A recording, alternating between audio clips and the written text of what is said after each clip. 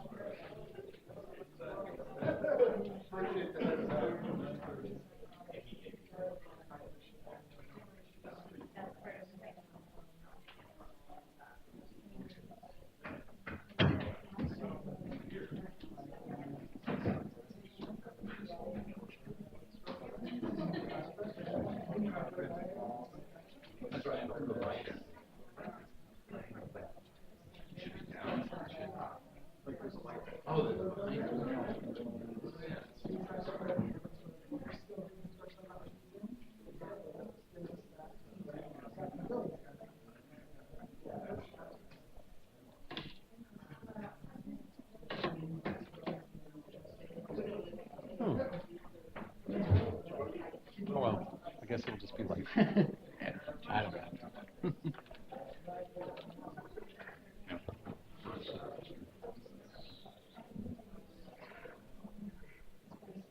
Flag.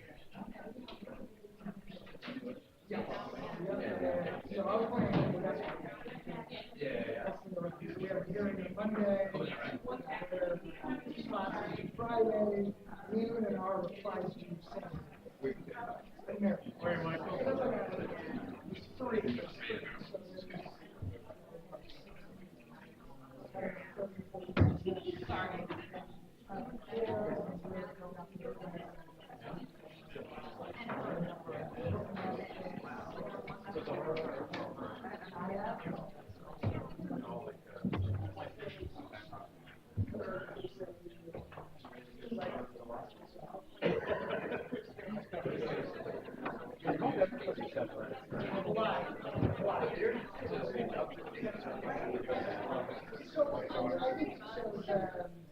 Oh, good, good. Where you guys from? No, it's cool. She has Julia Christmas like Mama Gold. Which you okay. And it costs me less than her preschool.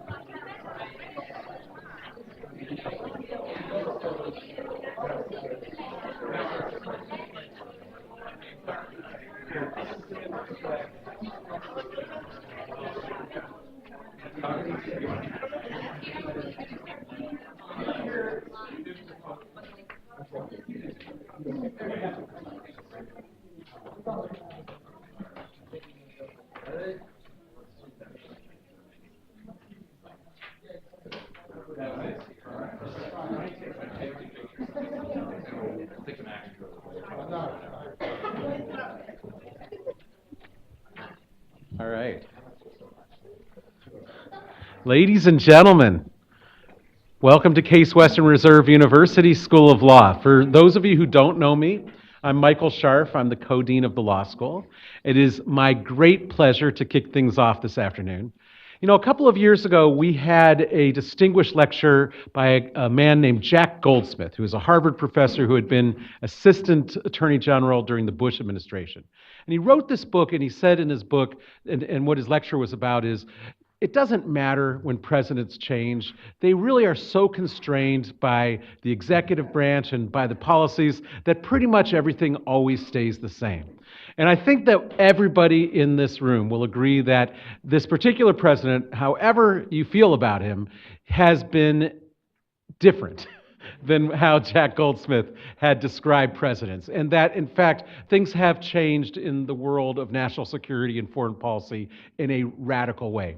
So this law school, from almost election eve, has been, well, really the day after the election we started, has been having a series of brown bag lunches, lectures, conferences, and we are discussing with our students, with our community, and we're bringing in experts to talk about how different things are with this president and what the future might be and what the role we as lawyers might be in trying to make sure that civil liberties are defended during this time of great change. And today's lecture, which is brought to you by one of my favorite former students, and it is so great to have you back here. And we have been following your career, and you've done great things. And everybody's going to get a formal, you're going to hear all about him in just a moment. But we're just really, really pleased that you're here to talk about this important issue at this important moment in history.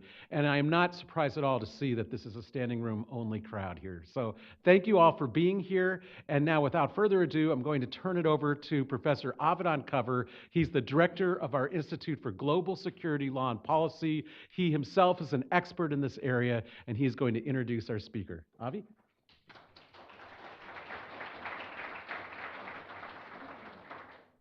Afternoon. Thank you all for joining us. This is a terrific crowd, as Dean Scharf noted.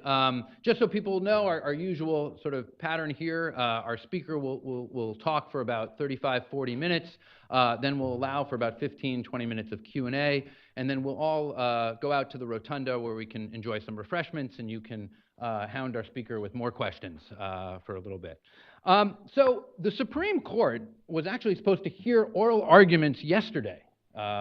in the cases addressing the so-called Muslim nation ban, International Refugee Project versus Trump and Hawaii versus Trump. So these involve challenges to that ban relating to, in particular, addressing some of the language and rationale behind this ban. President Trump, amongst other things that the litigants were raising, had made numerous remarks targeting Muslims, calling for a total and complete shutdown of Muslims entering the United States until our representatives can figure out what is going on. Well, the court, however, took the case off its calendar a few weeks back, and just yesterday, the court vacated the Fourth Circuit's judgment below, which had enjoined the enforcement of the ban, with instructions to dismiss the case as moot.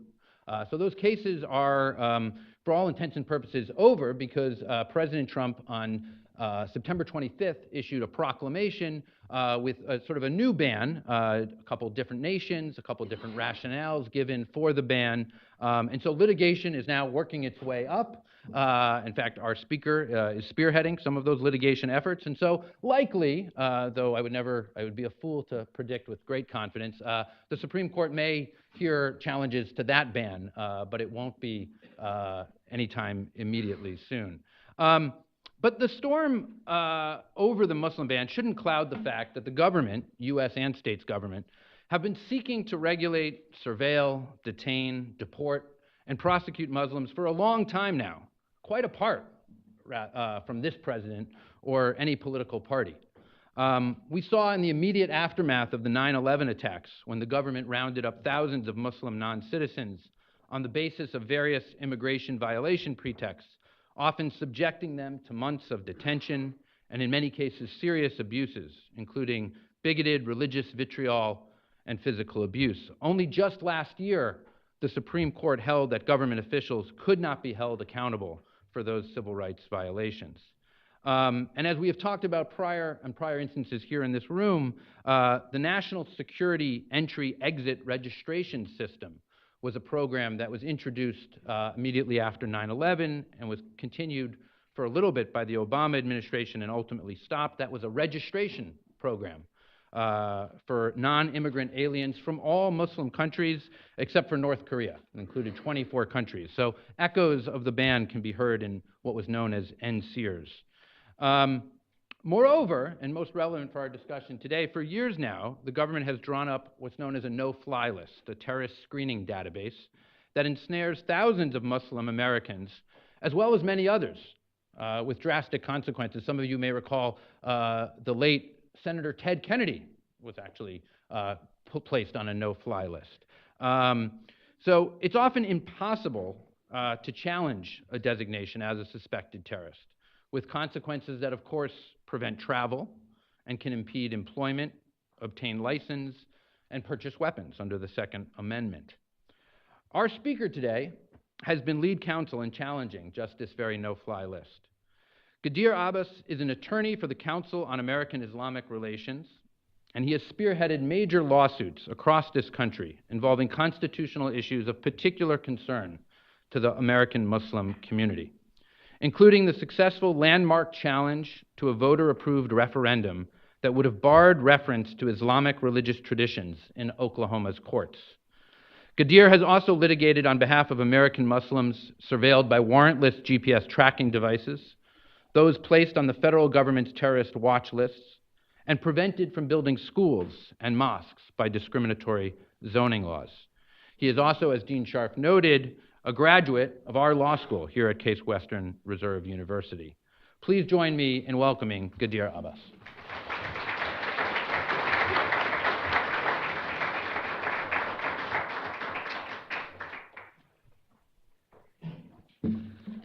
Thanks so much for coming out. I'm going to start with a bit of a story.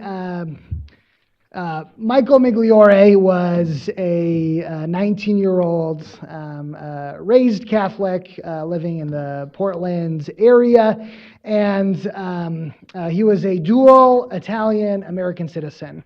Wayward kid, not getting in any serious trouble, but lacked direction, purpose, focus, not going to classes, on the verge of dropping out of college. And then as a 19-year-old, he decides to convert to Islam. At first, his parents are very suspicious of this Italian-American Catholic kid converting to Islam, but they see that it, brings focus to his life. He's not partying. He's focusing on school. He's praying instead of staying out late, which is good generally. The 2 years after he converts to Islam, and his parents are seeing the benefit. His mother is spending the summer in Italy, and he decides he's between the school year, he's in the summer. I'm going to go stay with mom in Italy for the summer. So gets the ticket. He's planning to stay 3 months there. His family and friends accompany him to the airport. He's got the two big, 55-pound suitcases, says goodbye, goes to the kiosk, and he can't print out his boarding pass. So things happen. He goes to the ticketing agent. I can't print out my boarding pass. Can you check me in? There's alarm on the ticketing agent's face. She, instead of issuing him a boarding pass, doesn't say anything, doesn't explain what's going on, but retreats to a back room. All of a sudden, there's security behind him, and an airport police officer approaches him about 45 minutes into not knowing why he's not getting a boarding pass and says, you're not going to be able to board this plane and go to Italy for the summer as you had told your family, as you had planned on, as your suitcases indicate you were going to do. You're on the no-fly list. Why? No explanation. And actually the people, the kind of design of the watch listing system does not disclose to the people at the airport why the person is on the no-fly list. That's information that's kept for them. So he has to call his dad, tell him, I'm on the no-fly list. I can't go to Italy. Can you come pick me up? So he calls us. At that point, this is 2011. I kind of done a lot of these cases of folks. Typically, they fly abroad. They find out they're on the no-fly list when they try to fly back. And then, my role was to get them on a plane back to the U.S., and we were able to do that every time. But getting people on a plane, and mostly because it's really indefensible publicly to exclude an American citizen who hasn't been charged with a crime, who hasn't been arrested, who the government isn't trying to arrest. It's really indefensible publicly to exclude them from the United States. So the government has been unwilling to take that position. But if you're inside the United States, the government's more than happy to deprive you of your ability to get on a plane and leave the U.S. And so we had that conversation with him. We can file something for you, but it's unlikely to result in you getting on an airplane anytime soon. So he's young and he has time on his hands, right? He's got the whole summer. You know what? I'm going to make the best of it. I'm going to take a train from Portland to New York. I'm going to get on a cruise ship in New York. I'm going to take that cruise to the UK, and then I'm going to fly from Heathrow to Italy. 4-day train ride, but see the whole country. Life is good. And then he's on a cruise. Things could be worse. The last day, the day that the ship is going to dock, he looks at his porthole, wakes up, and he sees a boat approaching the ship. He doesn't think anything of it. A couple hours after he sees that, he hears a knock on his cabin door, and it's two British law enforcement agents, and they detain him under the UK's Terrorism Act, which under that you do not have the right to remain silent. They can detain you for, I think it's 8 or 9 hours. And they detain him for 8 or 9 hours. He has to answer their questions. And they ask him not about what he's doing in the UK, but they ask him about the Muslim community in Portland. And then after those 8-9 hours, after a story about his predicament kind of goes live and is public, they let him go. They follow him at the airport, and then he's able to fly to Italy, and then that's where he ended. What happened to Michael, who began life as an Italian-American Catholic and then converted to Islam, and then 2 years after that conversion found himself on the no-fly list, illustrates the intended purpose of the no-fly list. The no-fly list's purpose is to constrain the movement of people on that list. Its purpose is to make travel so onerous that people on that list will forego that travel. Its purpose is to make the prospect of international travel dangerous and uncertain to the point that people forego it as well. It's not a coincidence that the UK detained him. The no-fly list is disseminated to, we don't know exactly how many, but 20 to 30 countries internationally. For example, India gets a real-time feed for the no-fly list. So the government official in Vienna, Virginia, types on his computer, puts someone on the no-fly list, and someone in India knows right away. I've represented people that have been tortured in Turkey and in Kuwait because when a government that you belong to tells a foreign government that you're so dangerous that the U.S. doesn't want you on a plane, some governments will listen to that and detain you and torture you. Kuwait has tortured people on the no-fly list. UAE has done that. Turkey has done that. One guy was on his way to get married in Kenya, was not allowed in Kenya because he's on the no-fly list, and could not fly back to the United States because he's on the no-fly list. So what is the no-fly list? The no-fly list can be traced back to before 9/11, when there was something that the FAA maintained called a no transport list.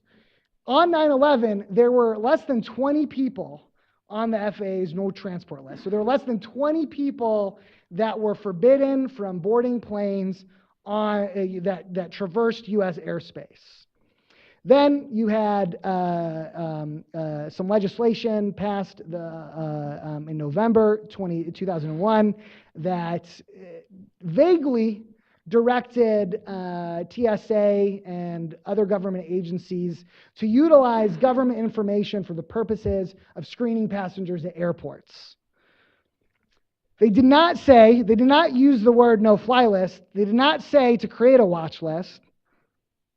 And so no watch list in 2001, 2002, for a chunk of 2003 got into an existence until George W. Bush issued HSPD 6, an executive order that directed all the government agencies to consolidate their approach to watch listing.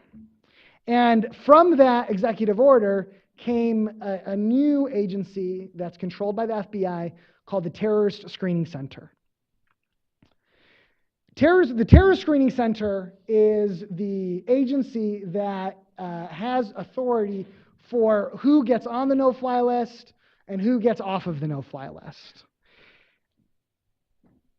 Throughout its first couple of years, the watch listing system really didn't have any standard at all. It was essentially inclusion by fiat. If the FBI or other people wanted someone on the no-fly list or another watch list, they just asked for it and it was delivered to them.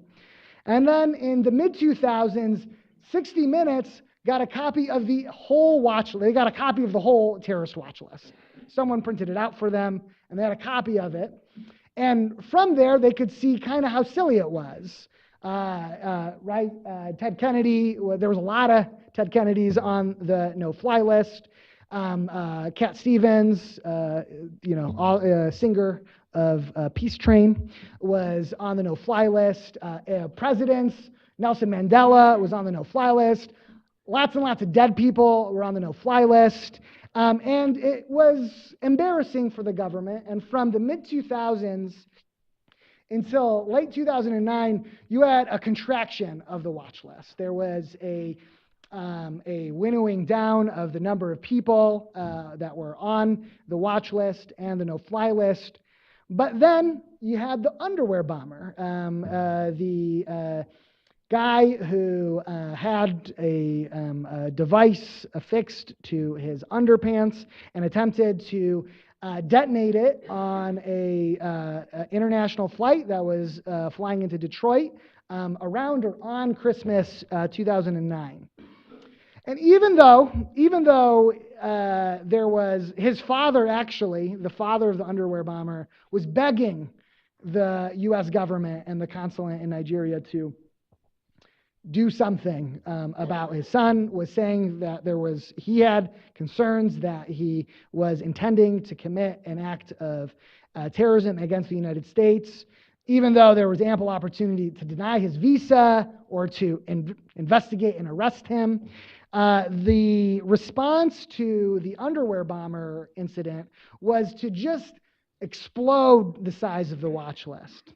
So in 2009, and it was already big, it wasn't something small. In 2009, there were 227,000 nominations to the watch list. That's what the terminology is. You get nominated to the watch list. It's an honor many of us would prefer to go without. In 2013, which is the last year that we have these numbers, there were 468,000 nominations to the watch list. And so it more than doubled in the course of 4 years. Now, we don't know what it's done since then. We'll find out in a case in discovery, hopefully in the next month or so. But anecdotally, incidences of the no-fly list being utilized to exclude U.S. citizens from the United States, denying them the ability to utilize an entire form of transportation, has increased in frequency. Beyond what is the no-fly list, the question is, and has been over the course of since 2010, which is when most of the litigation challenging the no-fly list began, is what right does the no-fly list implicate? If you were to believe the government's position is that the no-fly list implicates a fictitious right to the most convenient form of transportation. So their position is, hey, we're not stopping you from going to California from Cleveland, and we're not stopping you from traveling to France. We're not stopping you from going on your religious pilgrimage to Mecca, wherever it happens to be. You just can't take a plane to get there. You can drive, you can take a boat, but as you can see, even these boats have risks these days. And that argument stretches credulity and has not gotten them very far. They've gone so far in one instance to show that they're not stopping people from traveling. They actually attached freight tickets, like you could be a person on like a freight ship, and instead of crossing the Atlantic in a matter of hours, it would take you a week and a half, but it ends up being, I guess, a little bit cheaper. And so they attached those tickets and that option for the court's consideration. But that's kind of a straw man argument that the government put up and has been really ridiculed and rejected by the court. The more difficult question is, and some courts have found this, is, well, maybe the no-fly list implicates the right of domestic travel on one hand and the right of international travel on the other hand. And the right to travel domestically is very strong. The right to travel internationally is subject to extensive regulation. And that's been what at times the government's argued. It's been at times what courts have concluded. I think that's very wrong. I disagree with that.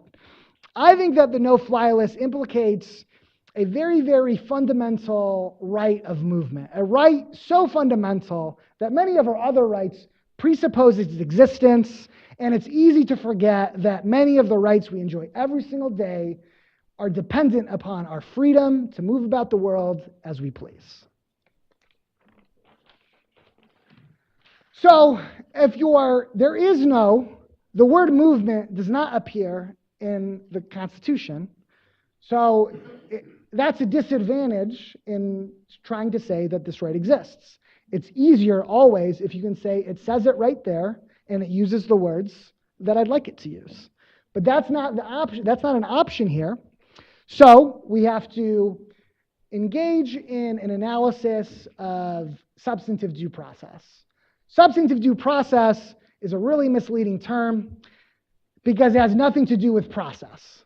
Substantive due process is the term that encapsulates your constitutional rights that exist independent and irrespective of whatever government process the government attaches to the deprivation of that right. So your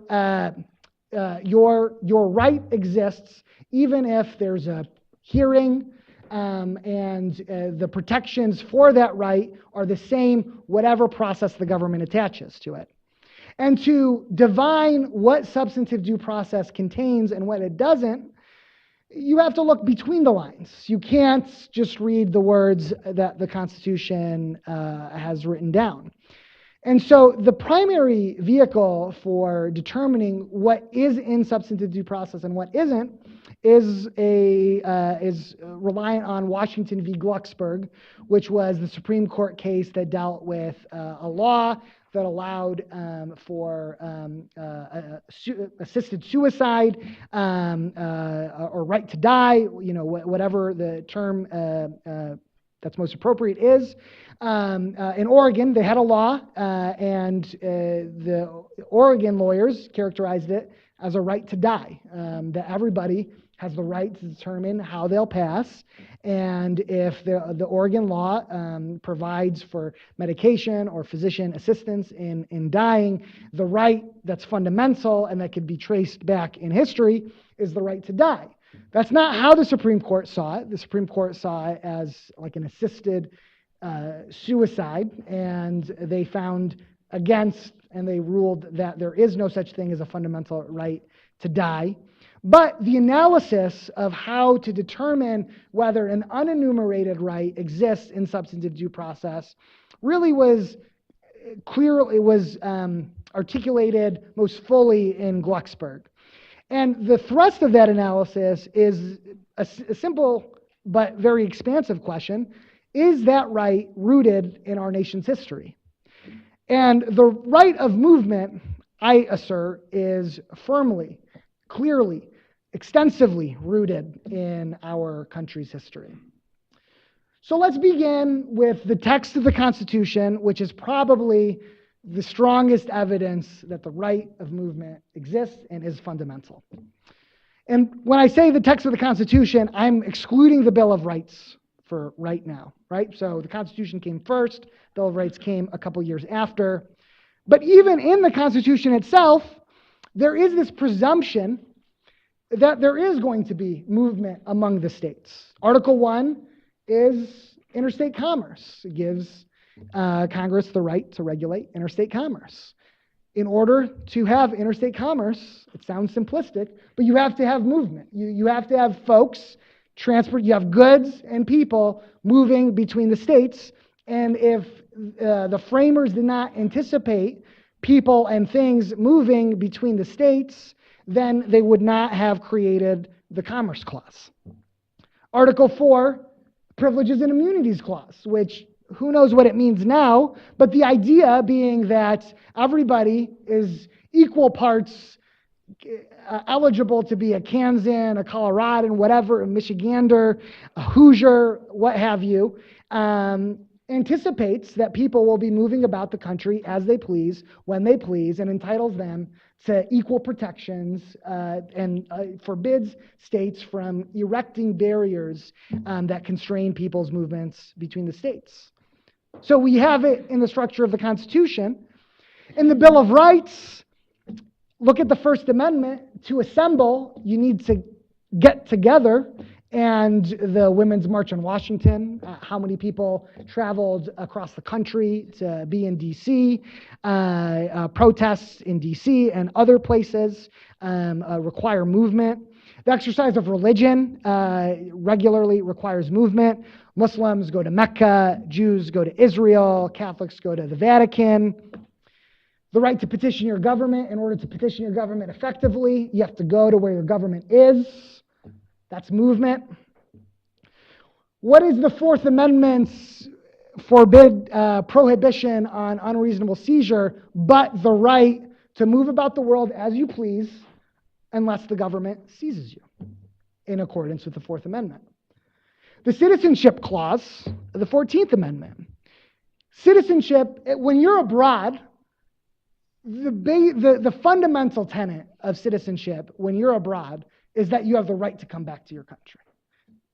The citizenship at its most kind of metaphysical, abstract level is the right to live in the country that accords you citizenship. These are all textual bases that presume that a right of movement exists. But we don't have to limit ourselves to the text of the Constitution. We could also look at the history of our country. And the history of our country includes the Articles of Confederation, which, surprise, surprise, actually contains an explicit right of movement.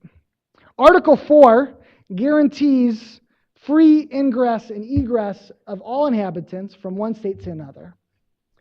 So where did that right go when they wrote the Constitution? Well, I think, and a lot of academics think as well, that it was dispersed in the variety of constitutional rights and the structure of federalism. The Article 1, Article 4, it was dispersed throughout the Constitution, and so there was no need for some type of explicit right of movement in the Constitution. But we don't have to limit ourselves to the text of the Constitution, the Articles of Confederation that preceded it. We can look at the history of, we can look at international law.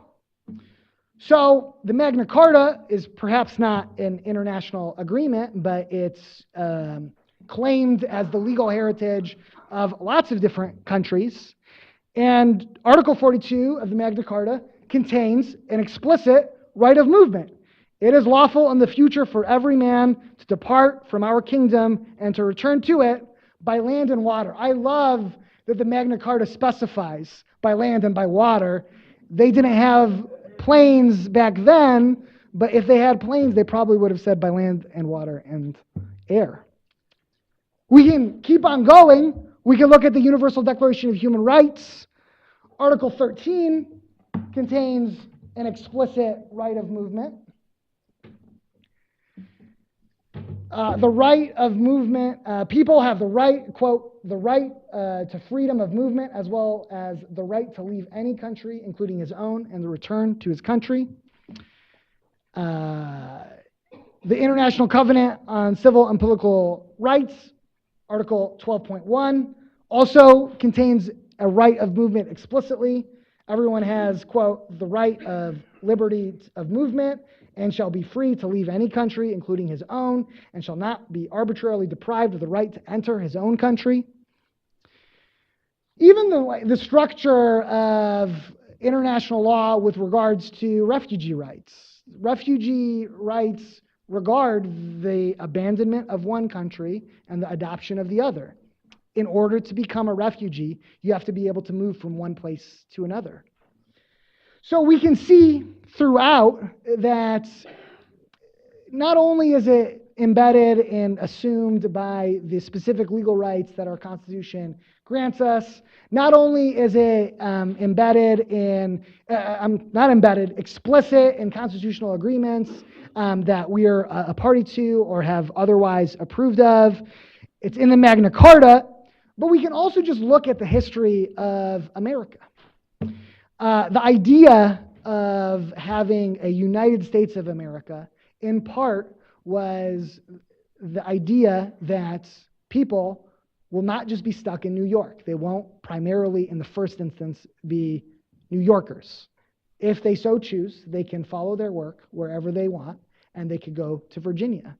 And the evolution of English authority in North America actually can be attributed in part because English authority was more enlightened and more granting of the right of movement, whereas Spanish and French authorities were preoccupied with limiting the ability of their nationals to come to the United States, only having the good one, the quote-unquote folks that were approved to go there, drawing lines around different religious groups. English authority allowed folks to come over, and I think probably wanted some of the more unpopular religious groups to come over. But out of that came this, there weren't the same types of limitations on the movement of English subjects in North America that there were on Spanish and French subjects. And that allowed for more commerce, that allowed for more frontier expansion, and contributed in part to the emergence of English authority in North America over Spanish and French. And so what we're left with is a right of movement that is absolutely, positively exists. There's no question that the right of movement exists. Now, what the litigation, the very many cases that are going on now seek to accomplish is not some nibbling around the edges. Where, the first several years of all the no-fly list litigation really only sought to accomplish a marginal benefit. Let's give people some additional process. Let's require the government to at least notify and disclose to people that they're on the no-fly list. They used to not do that. They didn't do that before 2014. But with the federal government, everybody will lose all the time whenever you're accused of being a suspected terrorist. It's not only is it stigmatizing because everybody in your circle will learn that you're on the no-fly list.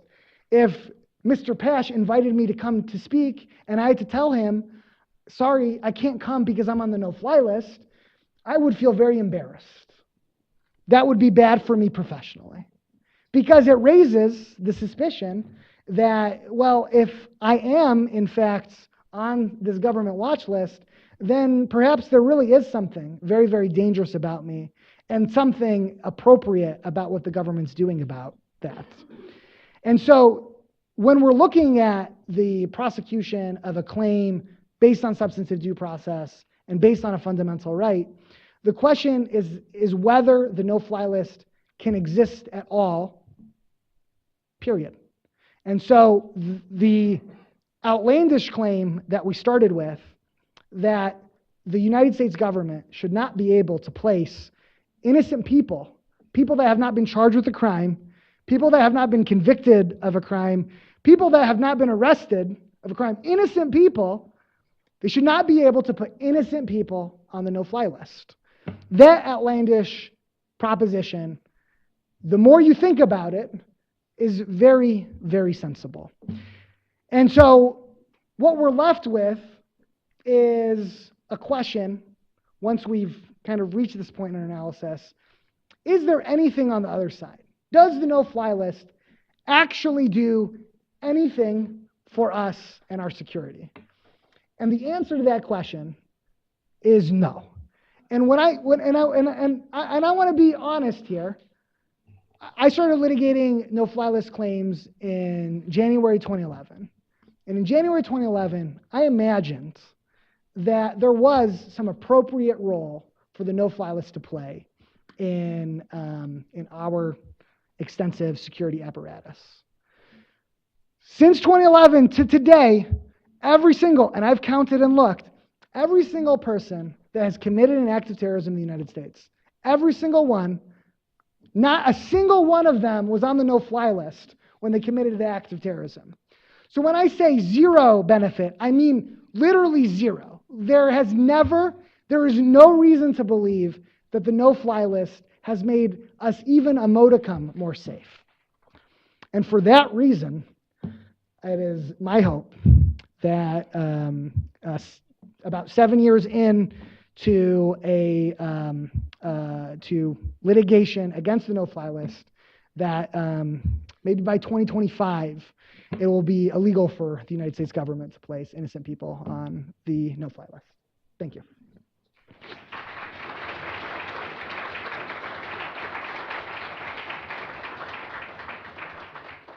All right, so we have about 20 minutes for questions from the audience. Do we have a microphone for questions? The microphone. Hold on one moment just so we can catch your voice. Mike?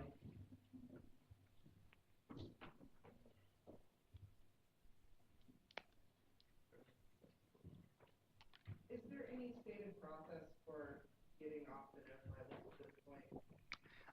If so, like, how good is that process? There's something called the Traveler Redress and Inquiry Program, TRIP. And yeah, right? Great job, guys.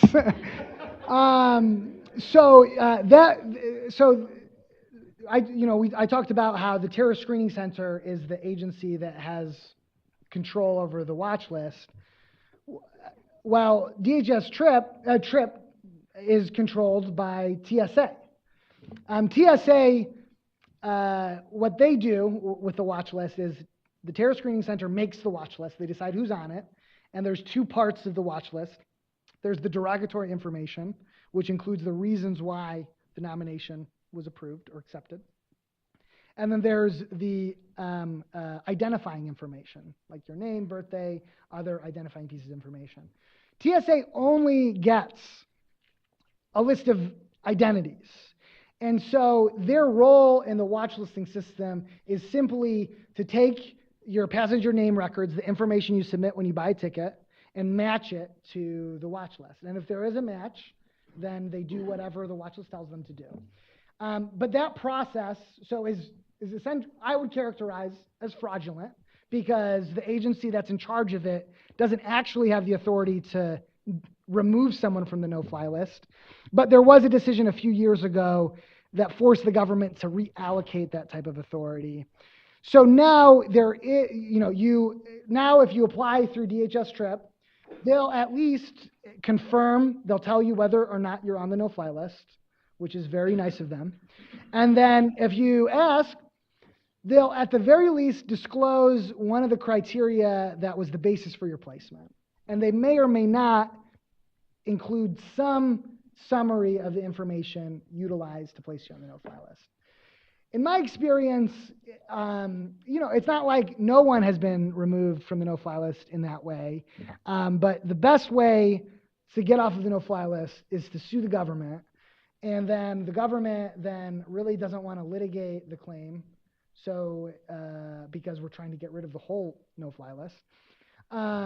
So that they moot out the claim by taking the person off of the no-fly list. So last year, we filed a case with 25 people that were watch listed, some on the selectee list, which is a list that you can still fly, but you get extra screening, and then 5 or 6 folks on the no-fly list. Within like 2 months of us filing, they took all of the no-fly list people off of the no-fly list, and that's a strategic decision, not substantive.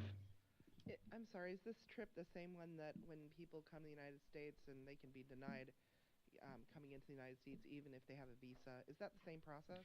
No. Okay. No.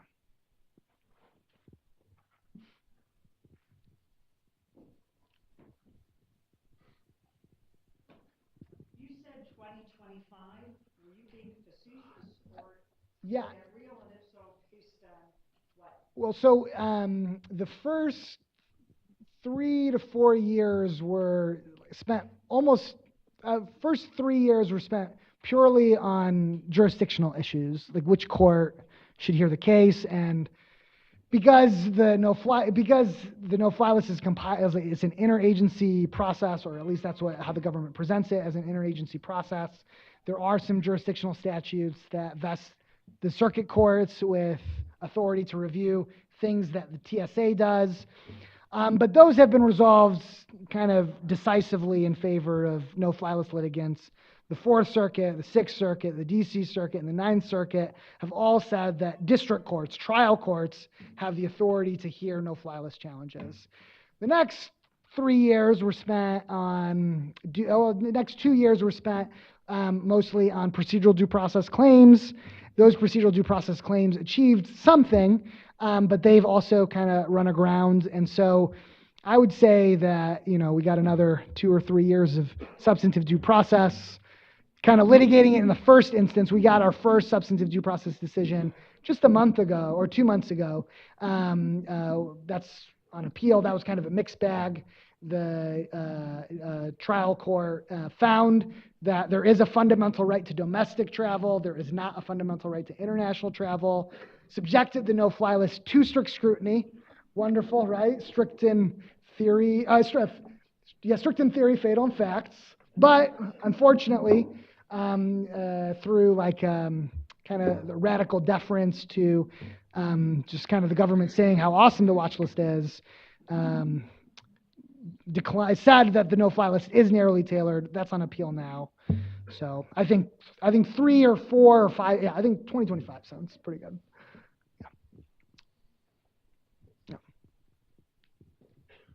How political is the list, and could it be used against political enemies? So, so the no-fly list is a subset of the master terrorist watch list called the Terror Screening Database. That master terrorist watch list has more than 1 million identities in it as of 2 years ago. We don't know how many are in there now, but I don't know of a. I've never heard since 2009. That's kind of the modern era of the no-fly list. I've never heard of a person who's not Muslim on the no-fly list. It is a Muslim registry. That's what the watch list is. It's a Muslim registry. It's a list of innocent Muslim people that are on it. However, the selectee list it definitely has political folks on it. Laura Poitras, who was one of the co-founders of The Intercept. She did the Edward Snowden Oscar-winning documentary. She's on the selectee list, or was on the selectee list, and she lives in Germany now. It's not fun being on the selectee list. And so there have been a few other instances of folks ending up on the selectee list as a result of activism rather than because of their religious identity. But overwhelmingly, it's a list of Muslim people. I'm just wondering, would it help if the government just simply butted out of the business of the airlines?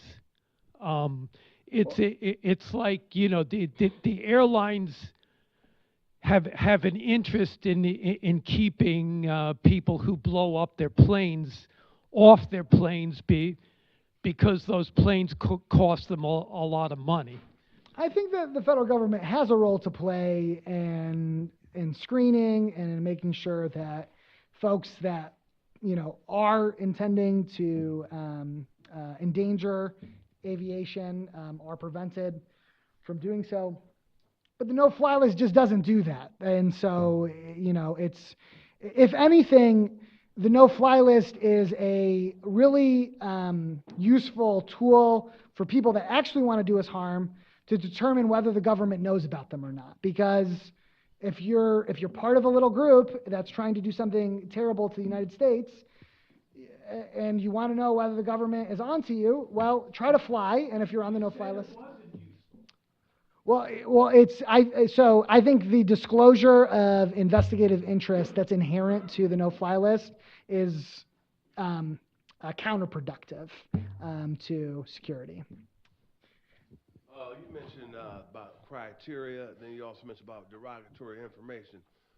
What are they using in the derogatory information, and what is the criteria to substantiate this?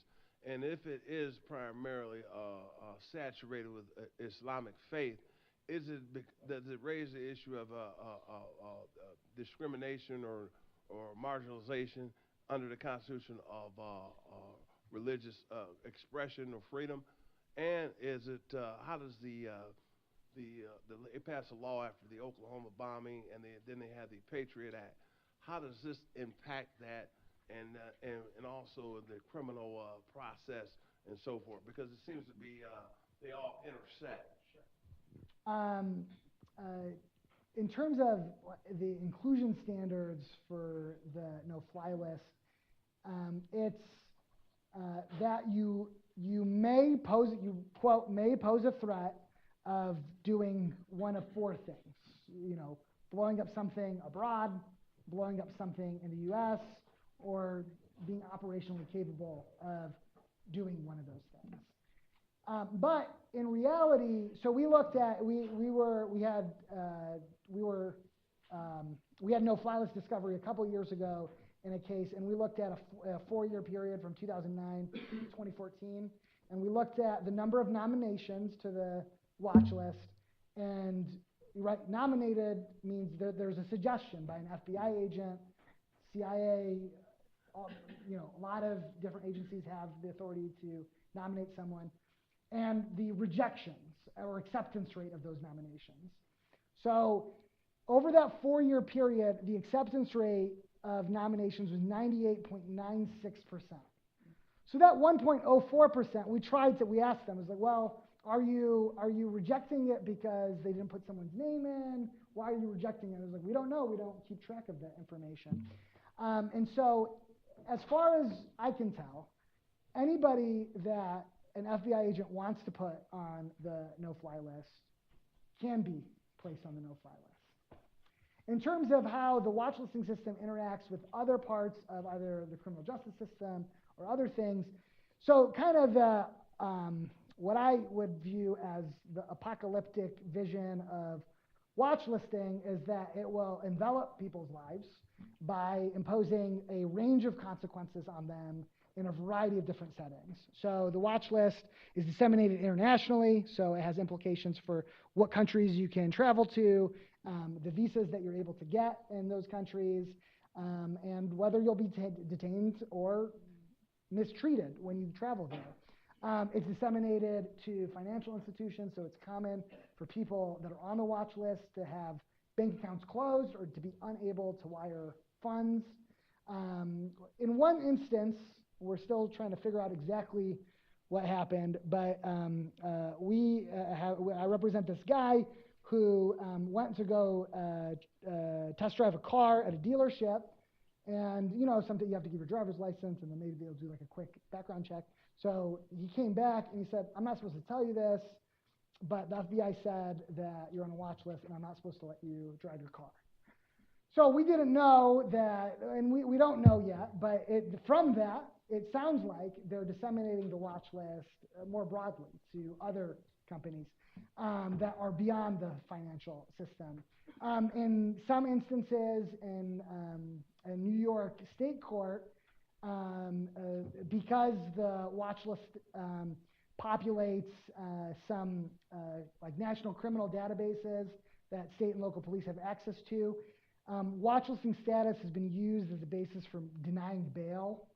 And so it really has cropped up in a lot of ways, in a lot of places that definitely, clearly, Congress never aimed for it to populate. What about exigent circumstances? Can it be used for exigent circumstances in terms of the search and seizure and incommunicado detention? If they have access to this derogatory information or inference, can it be used in terms of incommunicado detention and used under the basis of exigent circumstances in terms of search and seizure? Yeah, so I mean, so the watch list system functions as the thing that FBI agents do when they don't actually have like a meaningful amount of evidence against someone. So when they do have a meaningful amount of evidence, they can use these Fourth Amendment searches, but the watch list really exists at like an extrajudicial level that doesn't require any type of reasonable search. So can it be applied in that way in terms of detaining people? So far, it hasn't.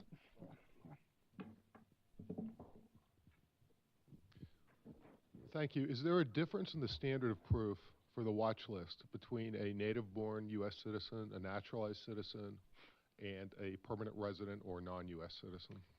So the watch list. Thank you. Yeah, the watch list essentially has two categories of people. There are U.S. persons, which are green card holders and citizens, and then everybody else. And the standards for both of them are the same. But the at least the government says, we'll see, but the government says that they do periodic reviews of the listing of U.S. persons, whereas they don't do that for non-U.S. persons.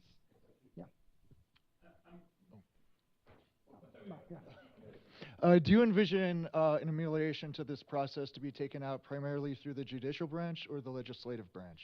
Well, or neither? I didn't mention executive. Well, so there are some interesting political aspects of the watch list.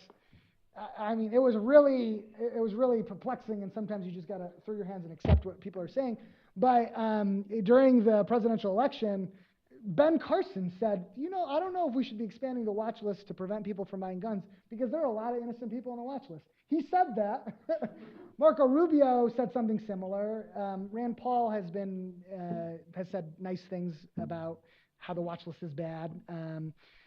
But no one is gonna. I think we saw a little right before there was like a lull in before the Boston bombing. There was like 8-9 months, a year and a half. I can't remember how long it was, but it was just calm. There wasn't any terrorist activity in the U.S. at all, and we felt that there was some willingness to at least consider the efficacy of the watch list among some members of Congress, which was just evaporated by the Boston bombing and has not returned since.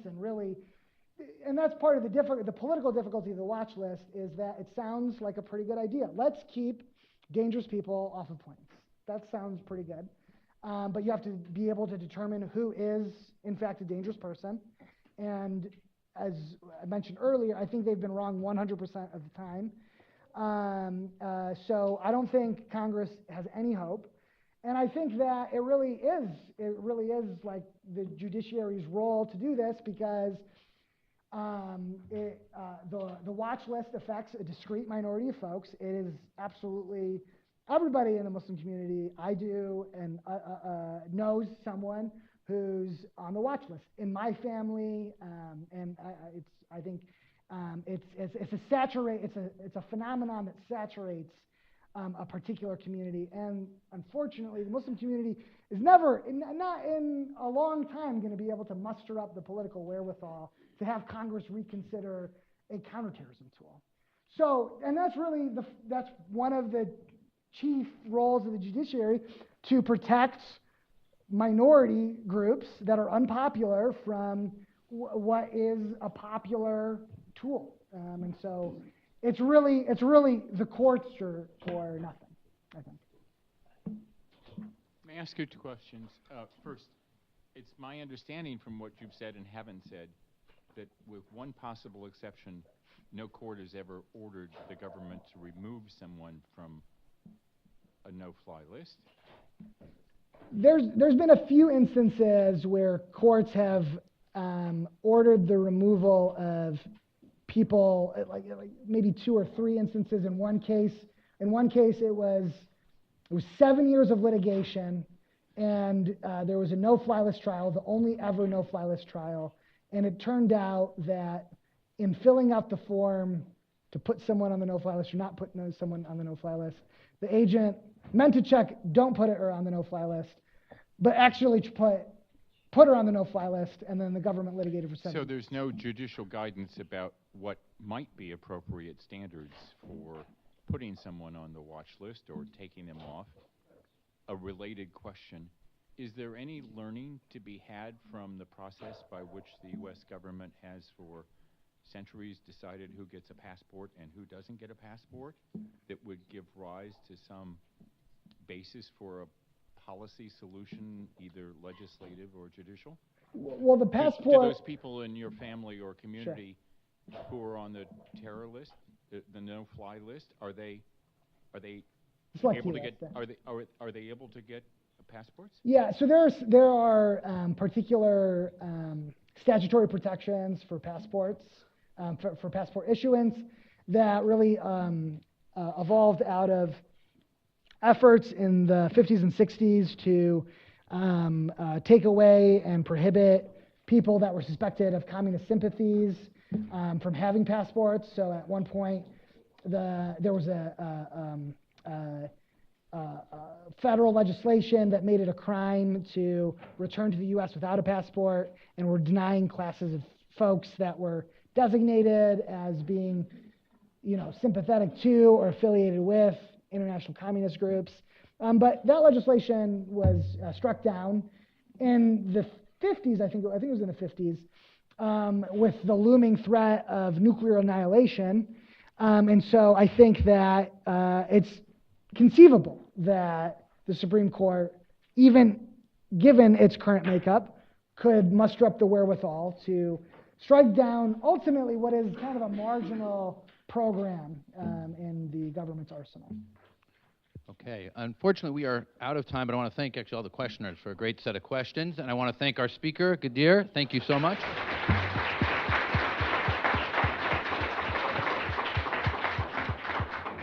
Please do feel free to join us outside.